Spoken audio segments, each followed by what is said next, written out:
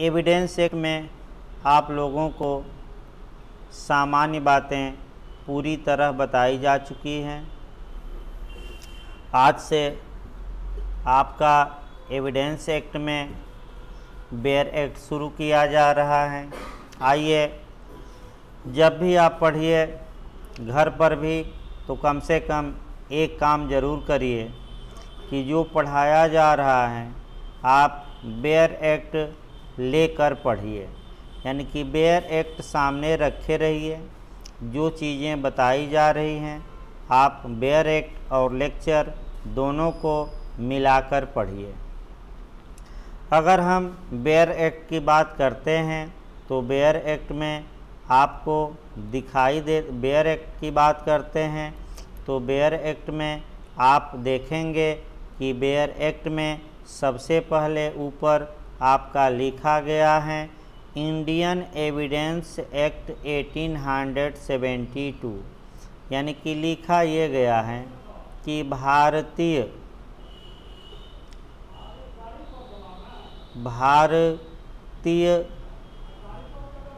साक्ष्य अधिनियम, भारतीय साक्ष्य अधिनियम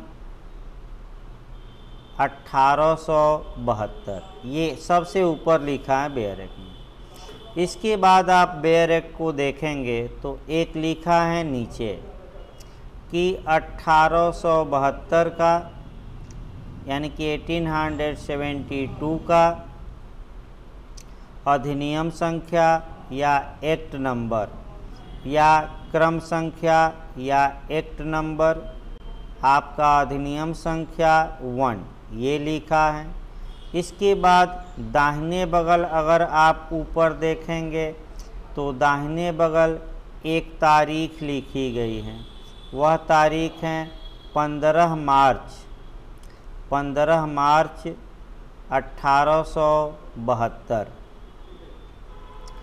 इस तारीख के बारे में आपको हल्का सा बता दिया जाए तो एक एक करके इस तारीख के बारे में ये क्वेश्चन बनता है कि एविडेंस एक्ट का निर्माण किस तारीख को हुआ।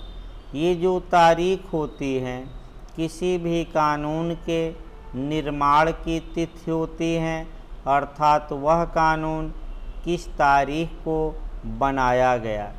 ये जो तारीख होती है ये बता दिया जाए, ये सबसे आपका ऊपर दी रहती हैं। बेयर एक्ट में तारीख ऊपर दी रहती हैं।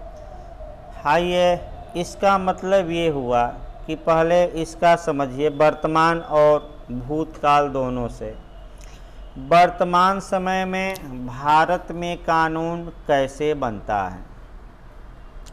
जहाँ तक वर्तमान समय की बात है, अगर हम वर्तमान समय में देखते हैं तो वर्तमान समय में कानून की जो प्रक्रिया है बनाने की, उसको पहले समझिए। भारतीय संविधान के अनुच्छेद 107 के तहत एक बिल या विधेयक सदन में प्रस्तुत किया जाता है। मान लीजिए लोकसभा में प्रस्तुत किया गया बिल या विधेयक, लोकसभा ने पास कर दिया, फिर भेजा जाता है राज्यसभा को, राज्यसभा ने पास कर दिया। अगर लोकसभा और राज्यसभा में मतभेद हैं, डिस्प्यूट हैं, असहमत हैं, तो संविधान के अनुच्छेद 108 के तहत ज्वाइंट सीटिंग अर्थात संयुक्त बैठक बुलाने का प्रावधान किया गया है। अब चाहे अलग अलग पास किया हो लोकसभा राज्यसभा ने या ज्वाइंट सीटिंग में पास हुआ हो, जब विधेयक दोनों सदनों द्वारा पास हो जाता है तो वर्तमान में अनुच्छेद 111 यानी कि अनुच्छेद 111 के तहत वह विधेयक भेजा जाता है राष्ट्रपति के एसेंट के लिए, भारत के प्रेसिडेंट की अनुमति के लिए। और जिस तारीख को भारत का राष्ट्रपति उस बिल पर, उस विधेयक पर अपनी अनुमति या एसेंट दे देता है, वह तारीख जो कानून में रहती हैं वह कानून में दाहिने बगल रहती हैं आपका ऊपर। चूँकि यह कानून स्वतंत्र भारत में न बनकर तब बना था जब भारत में अंग्रेज़ों का शासन काल था, तो उस समय 15 मार्च 1872 को तत्कालीन गवर्नर जनरल ने इस विधेयक पर यानी कि इंडियन एविडेंस एक्ट पर अपनी अनुमति प्रदान की थी। तो यानी कि 15 मार्च 1872 है, ये जो आपका डेट है ये निर्माण की तिथि कहा जाता है। इसके बाद अगर आप एविडेंस देखें तो इसके बाद प्रियम्बल दिया गया है, यानी कि उद्देशिका दी गई है। अगर इसके बाद हम उद्देशिका दी गई है, यानी कि प्रियम्बल का उल्लेख किया गया है। यहाँ से भी आपका क्वेश्चन यूपीएपीओ में बन चुका है और आपका क्वेश्चन का मॉडल भी हम बताएंगे, सीरियल वाइज इसको याद रखना है। देखिए, किसी भी कानून में जो प्रियम्बल के बारे में 2-3 लाइन समझिए। किसी भी कानून में प्रियम्बल या उद्देशिका देने का मतलब क्या होता है, या उद्देशिका या प्रियम्बल या प्रस्तावना क्यों दी जाती हैं, इसको समझिए। देखिए, उद्देशिका उन लक्ष्यों को, उन एमों को या उन उद्देश्यों को बताती हैं जिन उद्देश्यों की पूर्ति के लिए कोई कानून बनाया जाता है। अर्थात उद्देशिका उन उद्देश्यों को बताती हैं, उस पर्पज का उल्लेख करती हैं जिस पर्पज को फुलफिल करने के लिए, पूरा करने के लिए कोई कानून बनाया जाता है। आइए, उद्देशिका को लॉन्ग टाइटल कहते हैं। ये इंटरव्यू में भी क्वेश्चन बना है कि लॉन्ग टाइटल कौन है। अगर आपसे पूछे कि किसी कानून का विस्तृत नाम क्या होता है, तो जो प्रियम्बल होता है, जो उद्देशिका होती हैं, वह कानून का विस्तृत नाम या लॉन्ग टाइटल कहलाती हैं। अगला क्वेश्चन, भारतीय संविधान में भी प्रियम्बल दिया गया है, जो पढ़ाया ही जाएगा आपको। भारतीय संविधान में जो प्रियम्बल हैं, उद्देशिका हैं, वह ये बता देती हैं कि संविधान निर्माताओं ने इस संविधान की रचना या निर्माण किस उद्देश्य की पूर्ति के लिए किया। जहाँ तक एविडेंस की बात है, एविडेंस में भी प्रियम्बल हैं और प्रियम्बल एक एक शब्दों को तोड़कर बेयर एक्ट से देखा जाए। देखिए क्या कहा गया है। साक्ष्य की विधि का समेकन करना, यानी कि जो एविडेंस की विधि हैं, साक्ष्य की विधि हैं, उसका समेकन करना। दूसरा जो आपका बताया गया है उद्देशिका में, साक्ष्य की विधि को डिफाइन करना, यानी कि परिभाषित करना। और तीसरा जो बताया गया है वह आपका बताया गया है कि साक्ष्य की विधि को संशोधित करना, एमेंड करना, संशोधित करना। अब देखिए, एक एक शब्दों को थोड़ा समझने का प्रयास करिए। जब भी कंसोलिडेशन पढ़िए, समेकन पढ़िए, कम से कम टीपीए की 2 धाराएं ज़रूर पढ़िएगा। एक 61 याद रखिएगा और दूसरा 67A याद रखिएगा, और भी तमाम जगह हैं। लेकिन एरिया थोड़ा कम ही करके पढ़ाया जाएगा। समेकन या कंसोलिडेट, कंसोलिडेशन का मतलब क्या हुआ? देखिए, कंसोलिडेशन का मतलब ये हुआ कि एक विषय से संबंधित अर्थात एक सेम जो सब्जेक्ट हैं या समान विषय हैं या जो एक प्रकार के विषय हैं, उससे रिलेटेड जितने रूल हैं, जितने नियम हैं, उनको एक जगह एकत्र कर दिया जाता है। यानी कि किसी विषय से संबंधित जब सभी नियमों को एक जगह एकत्र कर दिया जाता है तो हम कहते हैं कि ऐसी दशा में उसका समेकन या एकत्रीकरण या इकट्ठा करना या कंसोलिडेशन किया गया है। इसका मतलब ये हुआ कि एविडेंस एक्ट में साक्ष्य से संबंधित जो भी नियम हैं वो एक जगह एकत्र कर दिए गए हैं। अब पिछली बार यूपीजे में ये पूछा गया था कि समेकन का सिद्धांत या डॉक्ट्रिन ऑफ कंसोलिडेशन टीपीए के किस सेक्शन में दिया गया है, तो आपका जवाब रहेगा सेक्शन 61 और 67A। तो 61 को रिलेट करके याद रखिएगा। हो सकता है अगली बार 67A पूछ ले। आगे देखिए, दूसरा जो उद्देश्य है परिभाषित करना, यानी कि जो साक्ष्य अधिनियम का आपका दूसरा उद्देश्य है, वह उद्देश्य है साक्ष्य से संबंधित विधि को परिभाषित करना, यानी कि परिभाषित करना, ये दूसरा उद्देश्य है। अब इसके लिए आपका धारा 3 में, यानी कि एविडेंस की धारा 3 में कुछ शब्दों को निर्वचित किया गया है, यानी कि कुछ शब्दों को डिफाइन किया गया है।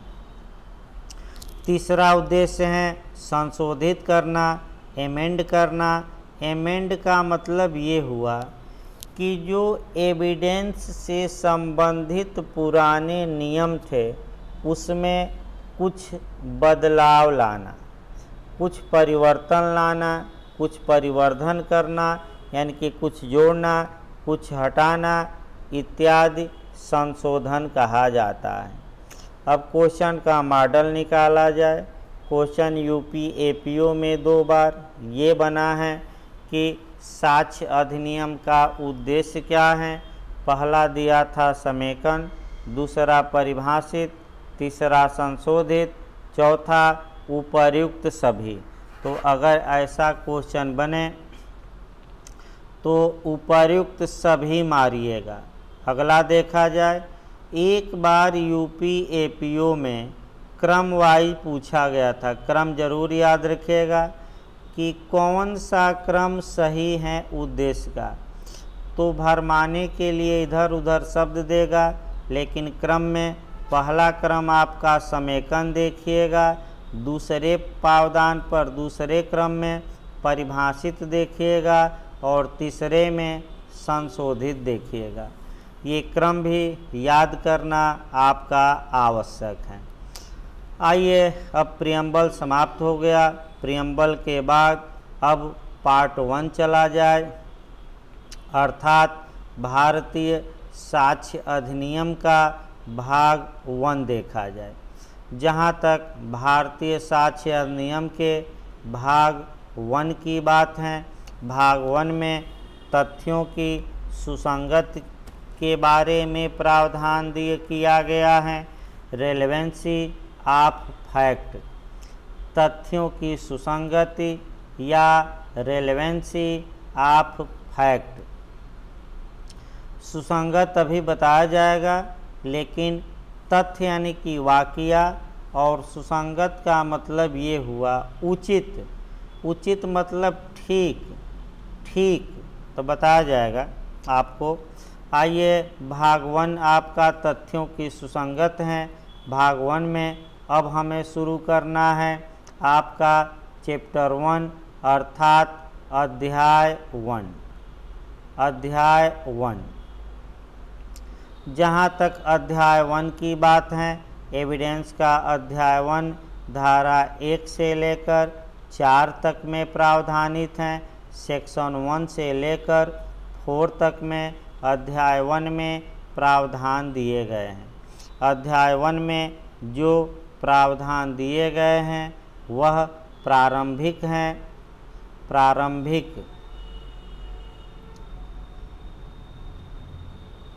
प्रारंभिक प्रावधान है, अर्थात अध्याय 1 में सामान्य बातें ही दी गई हैं। प्रारंभिक का मतलब कि सामान्य बातें।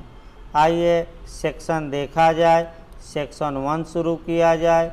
1 से भी काफ़ी क्वेश्चन बनते हैं। एक क्वेश्चन पूरा चांस है कि धारा 1 से आपका बन जाए। एविडेंस की धारा 1 में 3 बातों का उल्लेख किया गया है। एक तो संक्षिप्त नाम अर्थात शॉर्ट टाइटल, यानी कि सेक्शन 1 में एक दिया गया है संक्षिप्त नाम, यानी कि शॉर्ट टाइटल। संक्षिप्त नाम का उल्लेख है। जो दूसरा दिया गया है वह आपका विस्तार या एक्सटेंट दिया गया है कि विस्तार कहाँ तक होगा, तो विस्तार भी हम डिटेल में देखेंगे। और तीसरा जो प्रावधान है वह प्रारंभ दिया गया है। प्रारंभ का मतलब हुआ कि किस तारीख से यह कानून प्रवर्तन में आया, या किस तारीख को यह इन्फोर्स हुआ, या किस तारीख को यह लागू हुआ। तो आइए पहले संक्षिप्त नाम देख लिया जाए। इस कानून का संक्षिप्त नाम क्या होगा, तो पढ़ाया ही जा रहा है। इस कानून का शॉर्ट टाइटल संक्षिप्त नाम इंडियन एविडेंस एक्ट 1872 होगा। इसी के साथ आपका कोरिलेशन जरूर करिएगा। भारतीय संविधान का नाम किस अनुच्छेद में दिया गया है, तो आपका जवाब रहेगा अनुच्छेद 393। अर्थात ये पिछली बार यूपी जे में ये क्वेश्चन बना था कि संविधान का नाम किस आर्टिकल में दिया गया है, तो आपका जवाब रहेगा भारतीय संविधान के अनुच्छेद 393। स्पष्ट बताया गया है कि इस संविधान का संक्षिप्त नाम भारत का संविधान होगा, कॉन्स्टिट्यूशन ऑफ इंडिया होगा। इसके बाद संक्षिप्त नाम के बाद आपका जो दूसरा हम बता दें, प्रारंभ बताना है। प्रारंभ का मतलब ये हुआ कि जो ये कानून है, ये कानून किस तिथि को या किस डेट को, यानी कि किस तिथि को या किस डेट को भारत में लागू हुआ। तो वह डेट याद रखिएगा 1 सितंबर 1872। 1 सितंबर, कई बार ये क्वेश्चन बना है। 1 सितंबर 1872 को यह कानून लागू किया गया। 1872, इसको याद रखिए। तुरंत आपका कोरिलेट करके संविधान भी पढ़ लेना चाहिए कि आखिर हमारा संविधान कब लागू हुआ। तुरंत याद करना पड़ेगा आपको कि संविधान कब लागू हुआ आखिर हमारा। तो इसके बारे में प्रावधान भारतीय संविधान के अनुच्छेद 394 में किया गया है। संविधान का अनुच्छेद 394 ये स्पष्ट रूप से बता देता है कि भारत का संविधान पूर्ण रूप से 26 जनवरी 26 जनवरी 1950 को लागू हुआ। अनुच्छेद भी इसको याद रखिएगा, ये किस में कहा गया है, अनुच्छेद 394 में। देखिए एक और मॉडल आपका बन सकता है, कुछ नया मॉडल भी बनाया जाए। देखिए आपका पढ़ाते समय मैं हमेशा नया नया मॉडल बनाता रहता हूँ। लोग ये कहते हैं कि लग रहा है कि सर की आयोग में सेटिंग है, सर जो क्वेश्चन बताते हैं वही क्वेश्चन एग्ज़ाम में आ जाता है। तो कोई सेटिंग नहीं है आयोगों में। एक परिकल्पना की जाती है, एक प्रिज्यूम किया जाता है कि पिछली बार इस मॉडल का क्वेश्चन बना है तो अगली बार किस मॉडल का क्वेश्चन बन सकता है। एक अनुमान लगाया जाता है और वह अनुमान आयोगों द्वारा सही मान लिया जाता है। अब ये है, देखिए इसमें क्वेश्चन अब क्या पूछा जा सकता है, किन दो कानूनों में एक समानता पाई जाती है। तो आपका दो कानून ऐसे हैं जो भारत में एक ही डेट को, एक ही सन को इन फोर्स हुए, लागू हुए।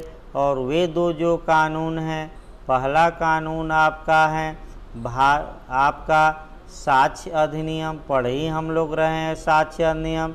और दूसरा कानून है इंडियन कॉन्ट्रैक्ट एक्ट, यानी कि भारतीय संविदा अधिनियम। भारतीय संविदा अधिनियम, भारतीय संविदा अधिनियम है। ये जो दो कानून हैं ये एक तारीख, एक ही डेट पर लागू हुए और वह लागू हुए 1 सितंबर 1872। याद रखिएगा अच्छे से, ऐसा मॉडल बन सकता है। ऐसा मॉडल आपका जूरिस्प्रूडेंस में यूपी ने बनाया है। देखिए ध्यान से, जूरिस्प्रूडेंस में ऐसा मॉडल यूपी ने एक बार बनाया था कि किन दो विचारधाराओं में एक समानता पाई जाती है।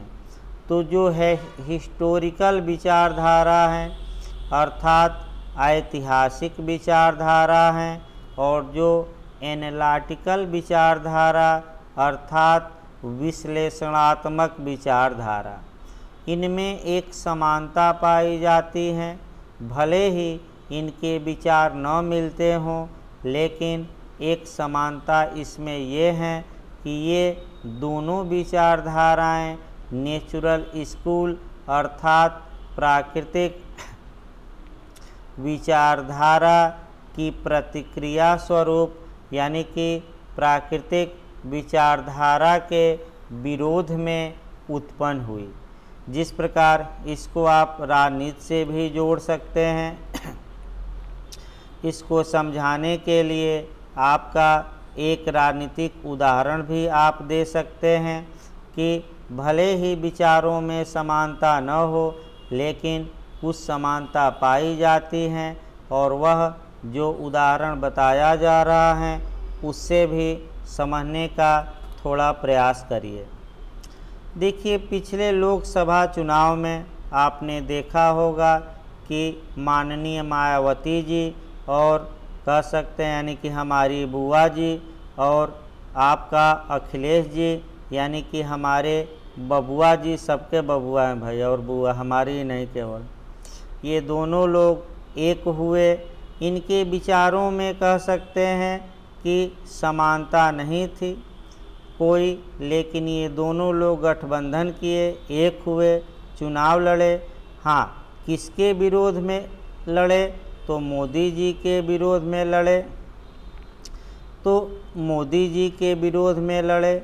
यहाँ आपको ये देखना है कि विचारों में समानता न होते हुए भी एक समानता इसमें है, और वह समानता इसमें ये है कि ये दोनों लोग मोदी जी के विरोधी हैं। तो इसी प्रकार आपका कॉन्ट्रैक्ट और एविडेंस में कोई नियमों में समानता नहीं है, लेकिन एक समानता ज़रूर है कि ये दोनों कानून एक ही तारीख को लागू हुए। आइए आगे देखा जाए। आपका अब जो हमें पढ़ना है मुख्य रूप से वह आपका पढ़ना है एक्सटेंड या विस्तार। यहीं से आपका क्वेश्चन अच्छा समझना है, यहीं से गलती होने का पूरा चांस रहता है।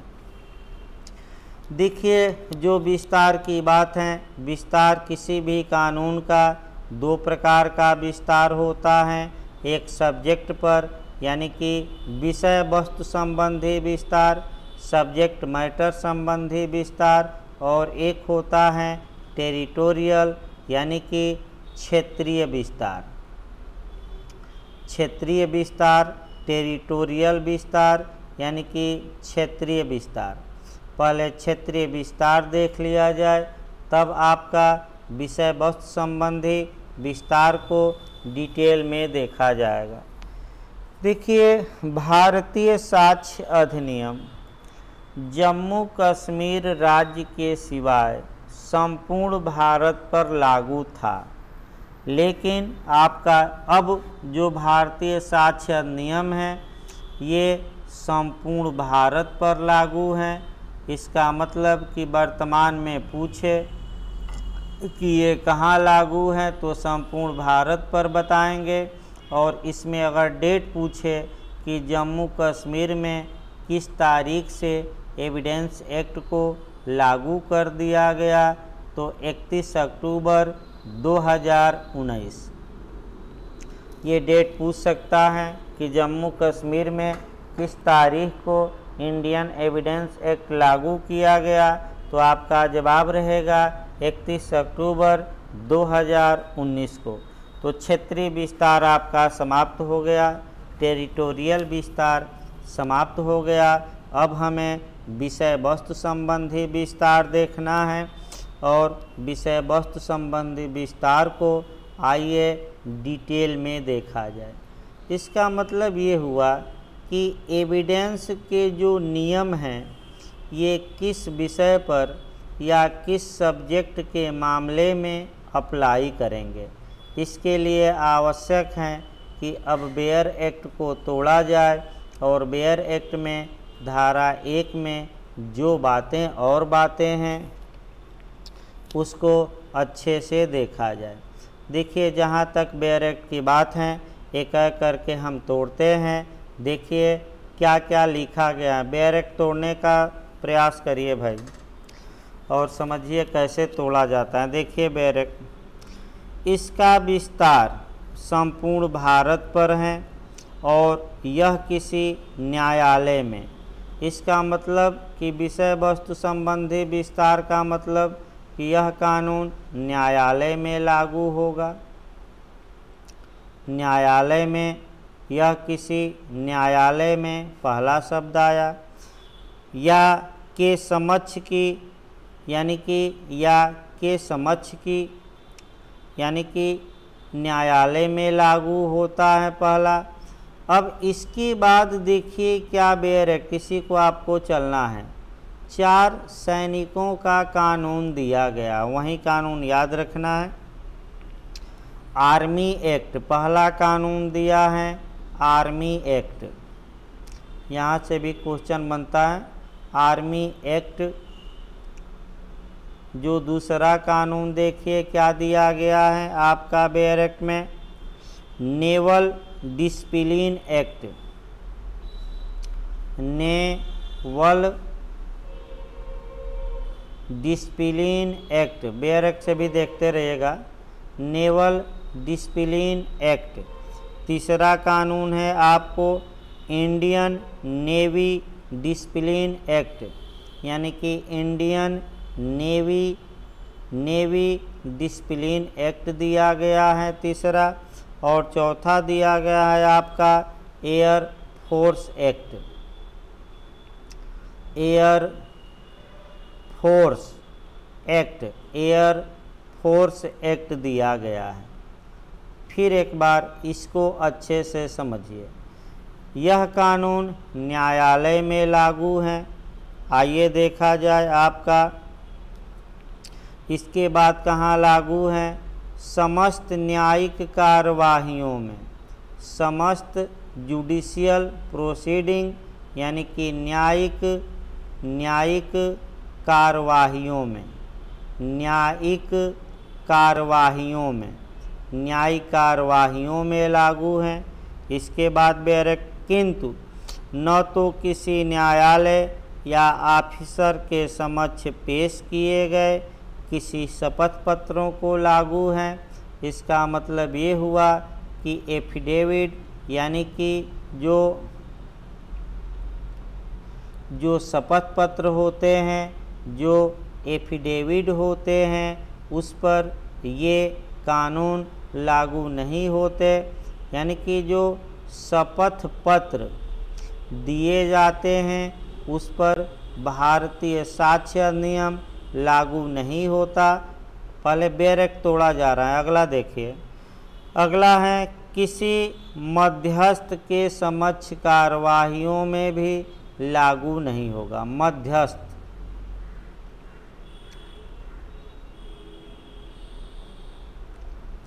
अब आप बेयर एक्ट को तोड़ दिया गया।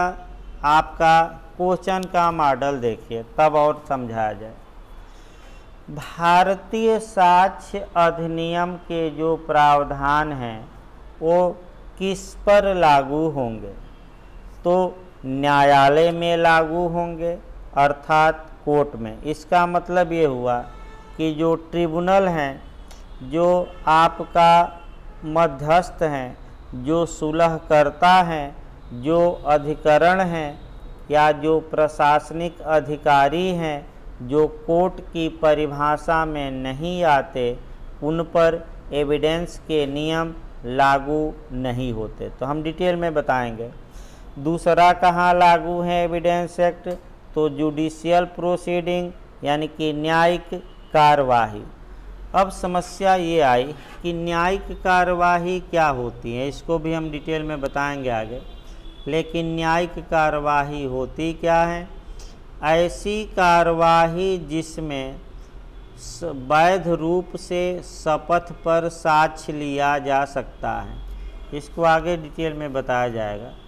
ऐसी कार्यवाही जिसमें वैध रूप से शपथ पर साक्ष्य लिया जा सकता है, उसी को न्यायिक कार्यवाही कहा जाता है। यानी कि दो में आपका एविडेंस एक्ट लागू होता है और साक्ष्य के नियम कहाँ लागू नहीं होते। तो सबसे महत्वपूर्ण ये 4 कानून पहले याद रखिए। देखिए, सेना से संबंधित 4 कानूनों का उल्लेख बेयर एक्ट में किया गया है। यदि इन 4 कानूनों के तहत कोई मिलिट्री कोर्ट यानी कि सैन्य न्यायालय का गठन किया गया है और उस न्यायालय में कोई कार्यवाही किसी सैनिक के खिलाफ चल रही है, तो ये जो इंडियन एविडेंस एक्ट हैं ये उस सेना न्यायालय में अप्लाई नहीं होगा, लागू नहीं होगा। अब फिर पूछा जाता है कि क्या कोर्ट मार्शल में एविडेंस एक्ट लागू होता है? यानी कि क्या कोर्ट मार्शल या में एविडेंस एक्ट लागू होता है कि नहीं? देखिए, इसका जवाब आप कैसे देंगे। यदि 4 कानून जो दिए गए हैं एविडेंस में, उन कानूनों के तहत न्यायालय गठित हुए हैं और उस न्यायालय में किसी सैनिक का कोर्ट मार्शल किया जा रहा है, तो एविडेंस के जो नियम हैं ये वहाँ अप्लाई नहीं होंगे। लेकिन अगर इन 4 कानूनों के अलावा किसी अन्य कानून के तहत सेना न्यायालय गठित किया गया है, तो वहाँ कोर्ट मार्शल की कार्यवाही में इंडियन एविडेंस एक्ट लागू होगा। आइए अगला देखा जाए, क्या शपथ पत्र पर लागू होता है कि नहीं? एफिडेविट पर लागू होता है कि नहीं साक्ष्य अधिनियम। तो सामान्यतः शपथ पत्रों पर साक्ष्य अधिनियम लागू नहीं होता। अब ये समस्या है कि जब शपथ पत्रों पर लागू नहीं होता, इस पर एक केस पूछा जाता है। केस यूपी में आ चुका है, अच्छे से याद रखिएगा। सुधा देवी वर्सेज MP नारायण, यानी कि केस याद रखिएगा अच्छे से। सुधा देवी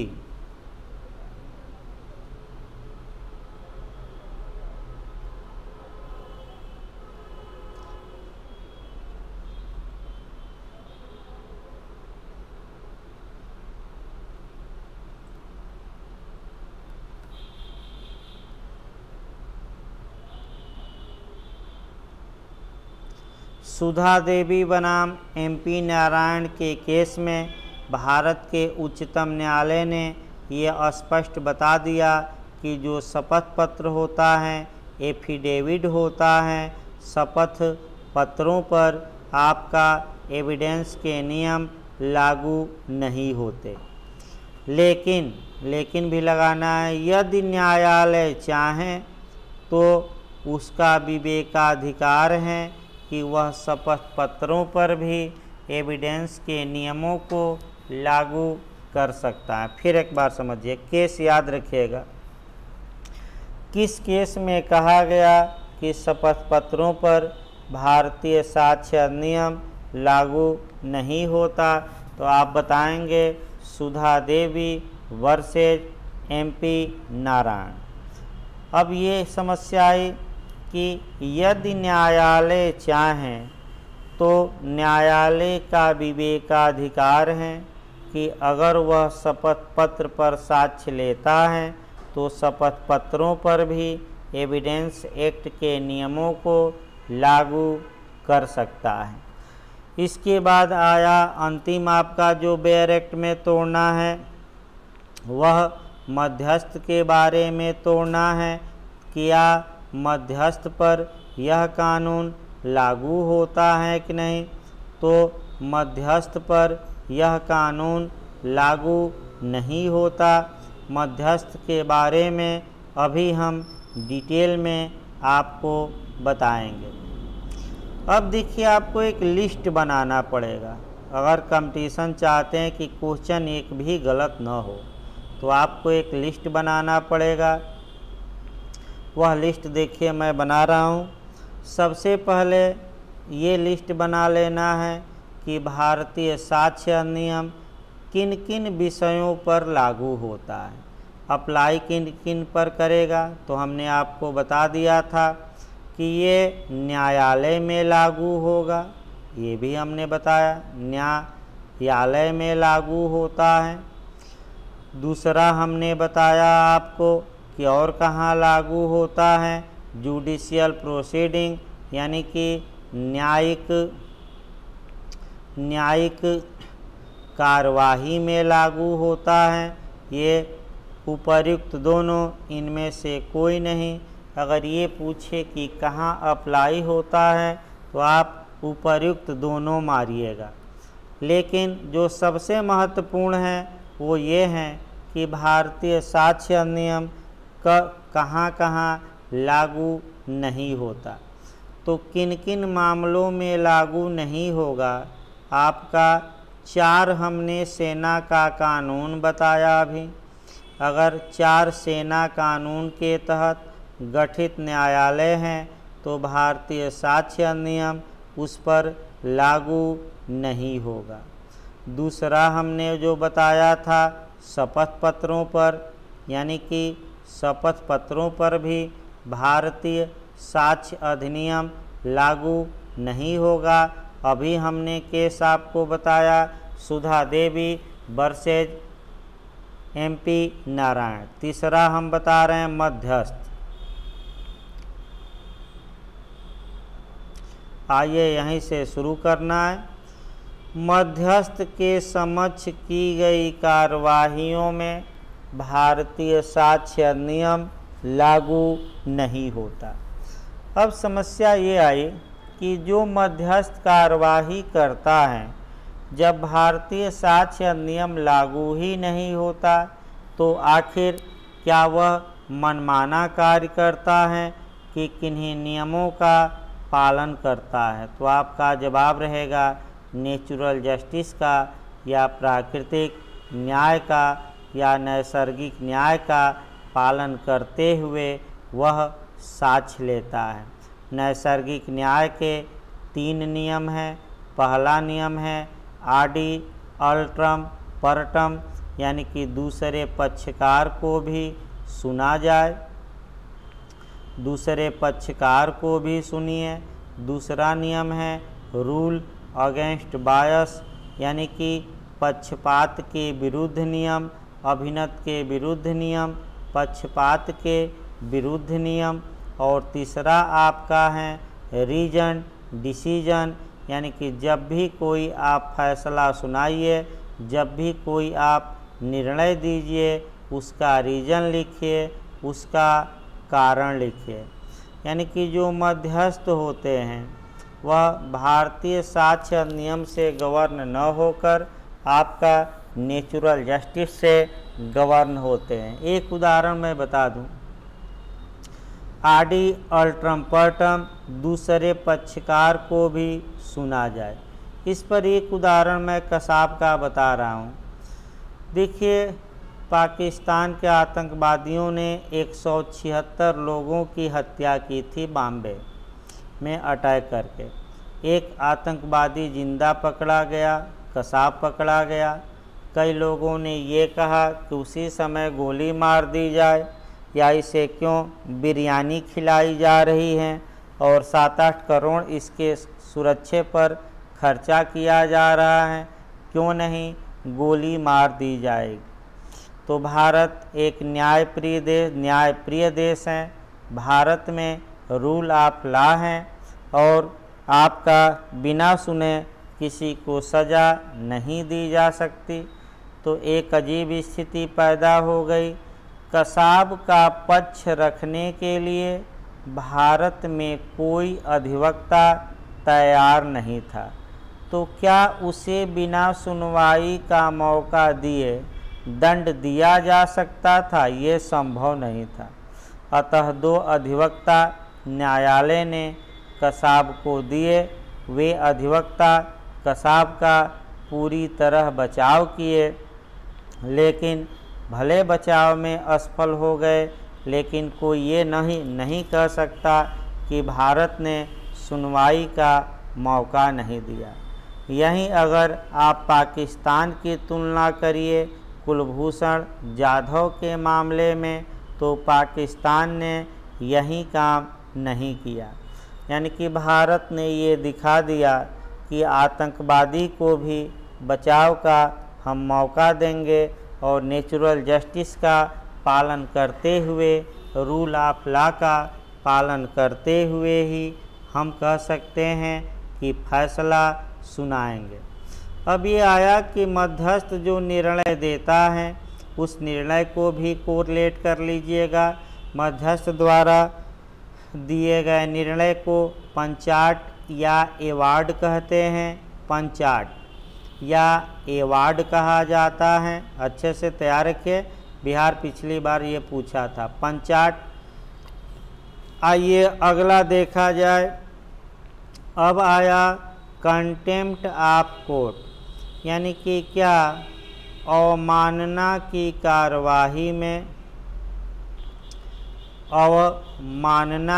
कार्यवाही में एविडेंस एक्ट लागू होता है कि नहीं। इसके लिए 3-4 एंगल से पढ़िएगा। पहला एंगल जो कानून बना है, न्यायालय अवमान अधिनियम 1971।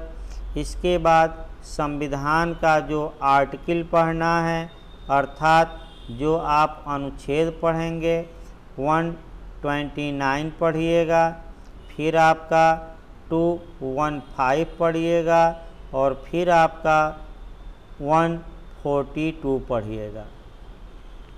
यानी कि तीसरा अनुच्छेद जो आपको पढ़ना है 142, अर्थात 142 पढ़ना है। ध्यान से देखिए, खूब ये क्वेश्चन बनता है और विवादित भी क्वेश्चन है। आप इस क्वेश्चन को अच्छे से तैयार रखिएगा।